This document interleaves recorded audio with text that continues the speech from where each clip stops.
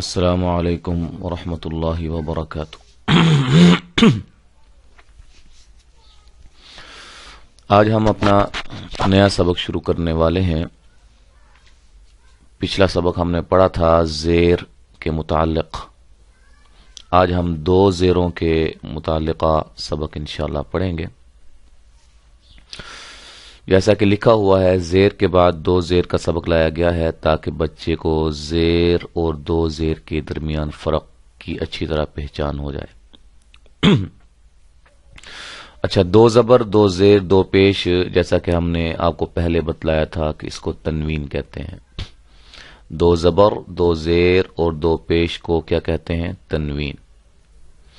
اور بعض اوقات غنہ کیا جاتا ہے، یہ الگ بحث ہے انشاءاللہ۔ جب ہم غننے والے کوئی ایسے الفاظ آپ ہمارے سامنے آئیں گے پھر ہم اس کی وضاحت کریں گے۔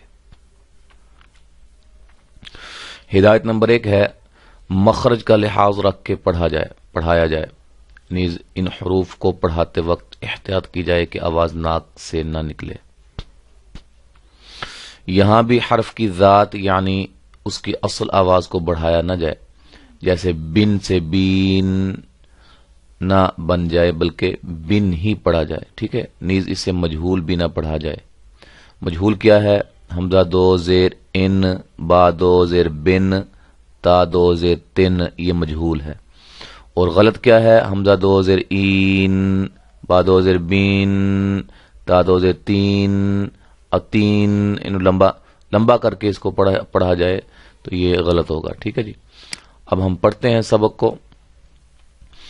حمزہ دو زیر ان، با دو زیر بن، تا دو زیر تین، ثا دو زیر ثن، جیم دو زیر جن، حا دو زیر حن، خا دو زیر خن، دال دو زیر دن، ذال دو زیر ذن، را دو زیر رن، زا دو زیر زن، سین دو زیر سن، شین دو زیر شن، صاد دو زیر صن، ضاد دو زیر ضن، طا دو زیر طن۔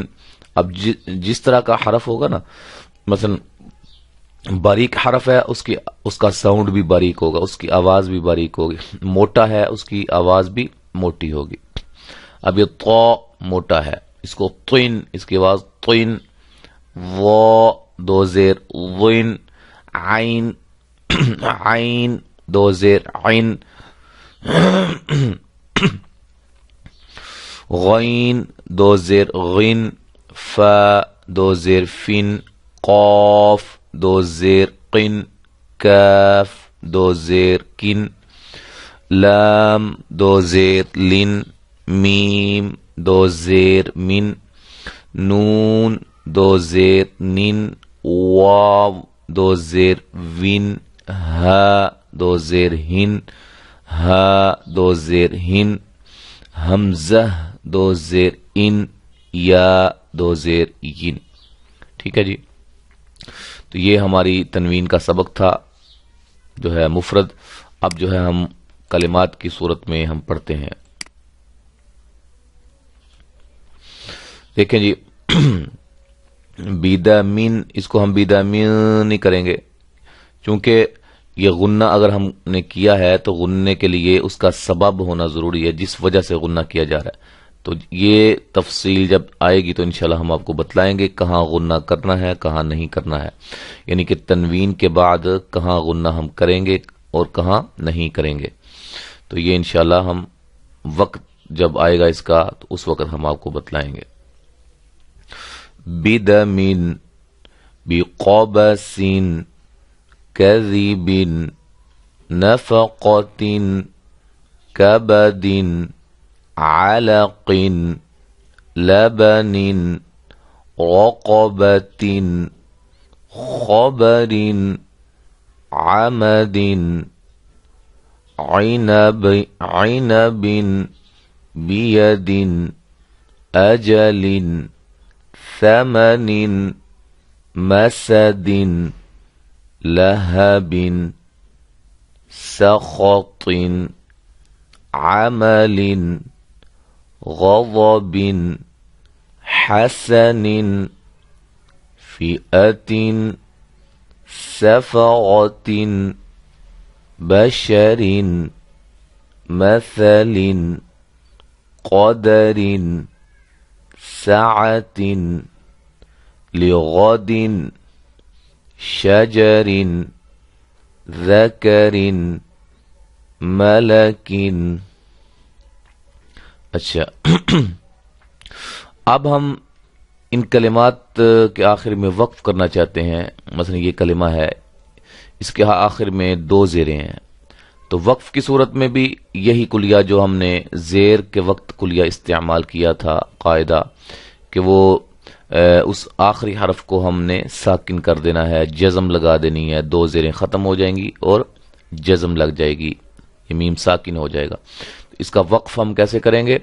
بدم، ٹھیک ہے جی، بقبس کذب. اب یہ دیکھو یہ با کو میں نے ہلایا ہے، یہ کیوں ہلایا ہے؟ یہ پہلے سبق میں ہم پڑھ چکے ہیں اس سے پہلے کہ یہ با قلقلہ ہے، تو قلقلہ حروف قلقلہ کو ہلا کر پڑھتے ہیں اگر وہ ساکن ہو. ٹھیک ہے جی، کذب. اب یہ وقف کی صورت میں یہ ساکن ہو گیا ہے، کذب. اچھا یہ ایک قاعدہ، نیا قاعدہ ہے آج کے اس سبق کے اندر. یہ دیکھیں یہ آخر میں کیا ہے؟ گولتا ہے، گولتا. اب ہم اس پہ وقف کرنا چاہتے ہیں تو اس کا طریقہ کار کیا ہوگا کہ اس گولتا کو ہم ختم کر کے صرف ہا اور وہ بھی ساکنہ ہم لگا دیں گے. گولتا کو ہائے ساکنہ میں تبدیل کر دیں گے. نفقتن، وقف کیا ہوگا؟ نفقہ. یہ آخر میں یہ گولتا ختم ہو گئی. ٹھیک ہے جی، جہاں بھی گولتا ہے، گولتا آ جائے پورے قرآن مجید جس بھی کلمہ کے آخر میں، یہ دیکھیں یہ بھی ہے گولتا ہے، یہ بھی گولتا ہے، یہ بھی گولتا ہے، تو ہم گولتا کو ہائے ساکنہ میں تبدیل کر دیں گے. ٹھیک ہے جی، نفقہ کبد. ٹھیک ہے جی، رقب خبر. اب دیکھیں یہ جو ہے نا چیز پہچان کرنے والی ہے، خبر. اب دیکھیں را کو میں نے موٹا کیا ہے، را کے اوپر جب ہم نے وقف کیا تو را ساکنہ ہو گئی، را جو ہے وہ ساکن ہو گئی، اور را ساکن سے پہلے یہ کیا ہے؟ را ساکن سے پہلے والے حرف پر زبر ہے. تو یہ ایک قاعدہ جو ہے نا وہ آپ ذہن میں رکھیں. یہ دیکھیں یہ ایک قاعدہ ہے، را ساکنہ سے پہلے والے حرف پر زبر یا پیش ہو تو اس را کو کیا کریں گے؟ موٹا کریں گے. جیسے یہ مثال ہے، یہ دیکھیں یہ را ہے، را کے اوپر کیا ہے؟ جزم ہے، یعنی کہ را ساکن ہے، اس سے پہلے والے حرف پر زبر ہے، یہ زبر کی مثال ہے. اور یہ دیکھیں را ساکن سے پہلے حرف پر پیش، یہ قاعدے کے مطابق دو مثالیں ہیں. اب دیکھیں اس کو ہم موٹا کر کے پڑھیں گے، اور سیلا، اور اس کو ار نہیں کریں گے، ار سیلا نہیں، اور سیلا او سیلا. ٹھیک ہے جی، باریک کب ہوگی اس کا قاعدہ آگے لکھا ہوا ہے. را ساکنہ سے پہلے والے حرف پر زیر ہوگی تو اس را کو باریک پڑھیں گے. ٹھیک ہے جی، را ساکن سے پہلے حرف پر کیا ہوگی؟ زیر.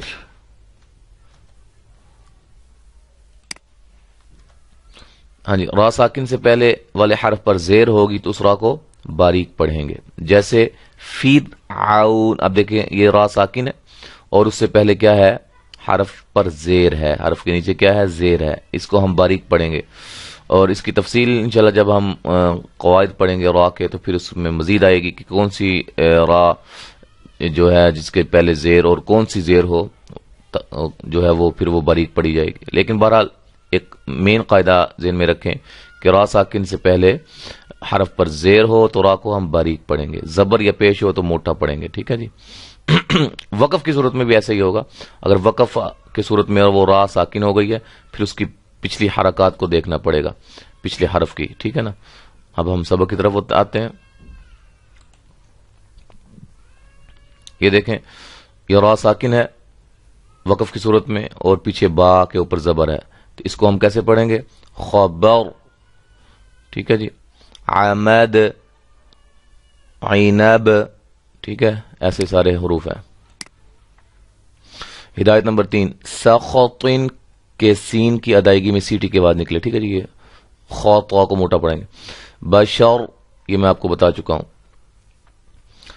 اچھا یہ بھی میں آپ کو بتا چکا ہوں، ٹھیک ہے جی، اسی طرح یہ بھی ہم نے پڑھ لیا ہے۔ السلام علیکم ورحمۃ اللہ وبرکاتہ۔